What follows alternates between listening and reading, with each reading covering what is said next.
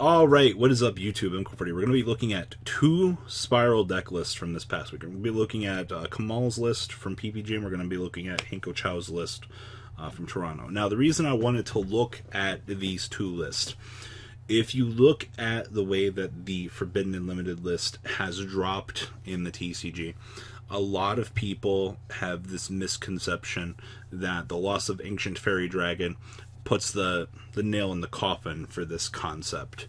And the only thing that you've taken away was the variety of people that were playing Destrudo. We do not begin going into this format until May 21st.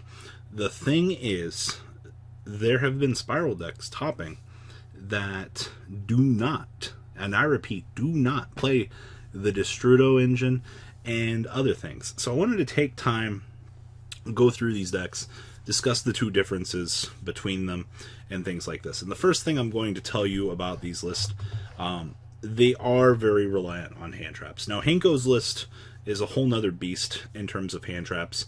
This man is playing 3 Ash, 3 Valor, 2 Belladonna, and triple Impermanence, which is excellent. It is what it is.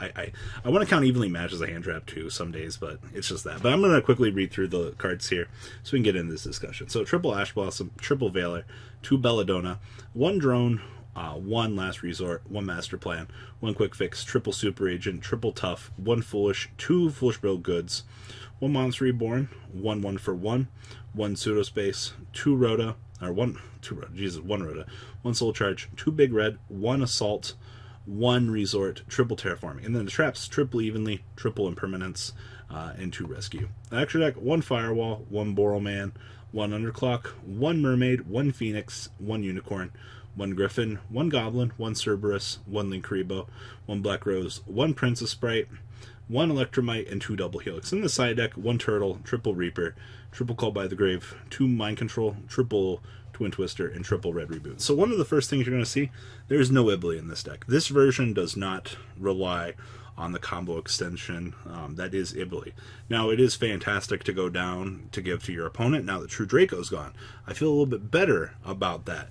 But for the most part, Ibly, no Ibly, it's up to you. It's honestly, if you're playing Ibly, it's one more bad card you already are going to have to play in a very one-of-centric deck.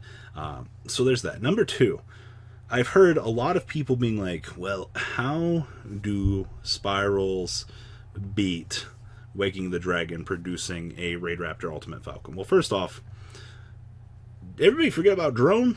Like, this guy is, he's good, he does other things. You can tribute this target once for a monster you control, gains 500 attack for each monster your opponent controls. Oh, no, it's for each card your opponent controls. I don't know if a lot of people have forgot about Drone, but we do have outs to this. And I was making another comparison to my friend saying that this deck reminds me of Goki because they're both pretty much the same deck, but there's that. So, the first concept we've already gone through. We have a built-in Waking the Dragon out. We have Ibly, no Ibly, for the new format as well. Also, you're pretty much guaranteed needing Princess Sprite at this point. I'll be honest with you. For the amount of combos I've seen her putting Quick Fix back into the graveyard, she's fucking good. She's definitely worth it. I want to jump over to Kamal's list really quick so I can start making comparisons here. This is the 5th place Orlando list. Kamal. I never remember his last name. But anyway, triple Ash Blossom, triple Ghost Ogre, 1 Ibly, 1 Drone, 1 Last Resort, 1 Master Plan, 1 Quick Fix, 1 Sleeper, triple Super Agent, triple Tough, 2 Called by the Grave, 1 Foolish Burial, 2 Goods, 1 Monster Reborn, 1 for 1, 1 Pseudospace, 1 Rhoda, 1 Soul Charge, 1 Big Red, 1 Assault, 1 Resort, triple Terraforming, 1 Upstart, 2 Impermanence, 1 Utility Wire, and 2 Rescue. And then the extra deck down here, 1 Princess Sprite, 1 Borrowload, 1 Firewall, 1 Decode, 1 Linkuriboh, 1 Underclock, 1 Trigate, 1 Mermaid, 1 Phoenix, 1 Unicorn, 1 Griffin, 1 Goblin, 1 Cerberus, and 2 Double Helix. Side deck, triple Draw and Lockbird, 2 Kumungus, 2 Red Reboot, 2 Dimensional Bear, triple Evenly, and triple Twin Twister. The first thing you're going to see on this list, our hand trap ratio is not super big. You have 2 Ash Blossom Ogre, and Impermanence. Another thing comparing this list to Hanko's over here, Hanko was playing Belladonna. I'm not exactly sure how Belladonna went for him, but I think this would be one of the things I'd probably start straying away from a little bit. I like this card. It's great for what it is, but I'm leaning more towards Kamal's list in terms of overall consideration. Another big thing I really like about Kamal's list, as opposed to the previous list, the inclusion of Utility Wire grants you a lot more access to things as well. Being able to have a single-handed trap out to anything is very important. Something else to keep in mind as well, as the format progresses, I'm personally thinking that we're going to be into a lot larger of a hand trap format. And Called by the Grave gives you access to remove these hand traps that literally fuck your day. That's the best way to say it. The best thing, and the one thing that stops this deck, is if something happens to Double Helix, whether or not this thing gets Ghost Ogred, Ash Blossomed, or what. The thing is, as soon as a hand trap tries to stunt your advancement of your combo state, Called by the Grave is something worth considering. Now, 2 has been about that number you draw, because we don't have Maxi to accelerate into these particular cards. But at the end of the day, Called by the Grave is this fantastic out that you can produce and shut down these things. Now, as the format begins to expand, more people are wanting to play Draw and Lockbird, Ghost Ogre, and Ash Blossom. You're already playing 9 hand traps, on top of considering impermanence as well. You get yourself into the situation of going more towards main decking Called by the Grave. And I think, at the end of the day, when you look at Called by the Grave, it's a fantastic anti-production card, especially in this deck. I'm definitely putting a lot more stock in this. But your general OTKs that you'll be producing with this deck, I mean, you can still do the decode OTK. It's not like it's not unheard of. But your more productive method of killing is going to be up through Unicorn and things like that. And you'll be able to decide which route you want to go down based on your opening hand and your combos and things like that.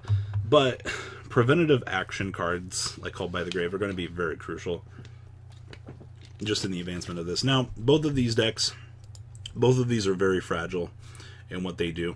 Hanko's list is definitely way more geared towards going second, with the inclusion of Evenly Matched in the main deck, and he's also on a much higher hand trap count. Now, shuffle this up really quick, just kind of give you a rundown of what some of these particular hands might be looking like, just kind of give you an idea. This actually isn't too bad.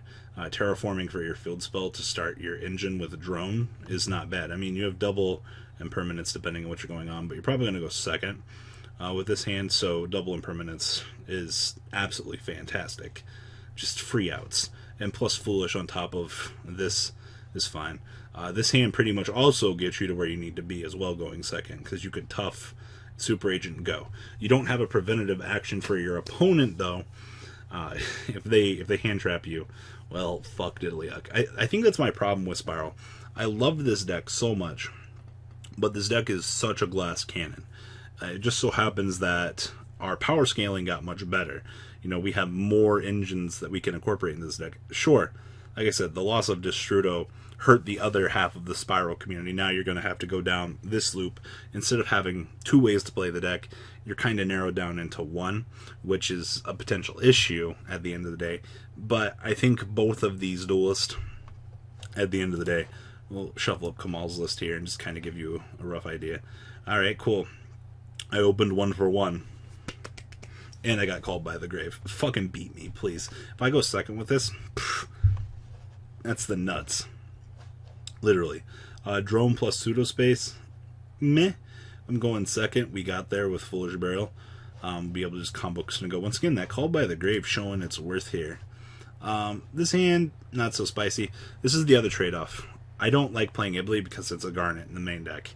But it's your trade-off. You know, you get an extra layer of power in the combo to remove Ibly from the main. It's kind of up to you how you want to do it, but she's doing fine for me. Ooh, we got 1 for 1. 1 for 1 Soul Charge. Please break my board. God, Kamal, your list is disgusting. Alright, well, once again, was this my punishment for drawing Called by the Grave a lot? I keep seeing Iblies just show up and ruin my fucking day. But this was just an example, just kind of showcase where I think Spiral is going to go. We've already got premonitions from these, and it goes to show that even from previous format into this format, Spirals still have a lot going for them, and don't discount them. Just because you don't like the builds and you don't like the deck, that's fine.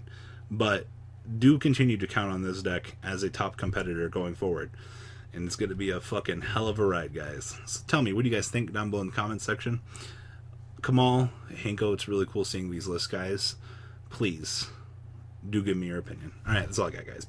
The ride never ends, guys. Make sure you enable those notifications to get the latest videos that are being posted on this channel. Make sure you guys check out VanCole40 for my Cardfight Vanguard channel. And join me and House of Champions on the Zodiac Duelist TV Twitch stream. We'll be interacting with our audiences. And please check out No Limit Gaming and LGTCG.com for the cheapest trading cards on the market. Thanks for watching, guys, and please have a good day.